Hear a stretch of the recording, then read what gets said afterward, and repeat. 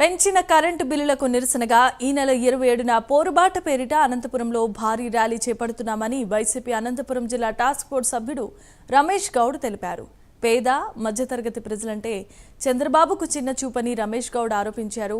YCP ఉచిత current హామీ ఇస్తే కరెంటు తీగలపై బట్టలు ఆరేసుకోవాలని అవహేళన చేసిన వ్యక్తి చంద్రబాబు అనే విషయాన్ని రమేష్ గౌడ్ గుర్తు చేశారు. మీడియా మిత్రులకందరికీ నమస్కారం. కూటమి ప్రభుత్వం ఏర్పడినప్పటి నుంచి ఈ రాష్ట్రంలో కరెంటు బిల్లుల పేరుతో ప్రజలపైన పెద్ద ఎత్తున భారం మోపడాన్ని నిరసిస్తూ ఈ నెల 27వ తారీఖున వైఎస్ఆర్సీపీ పోరుబాట కార్యక్రమాన్ని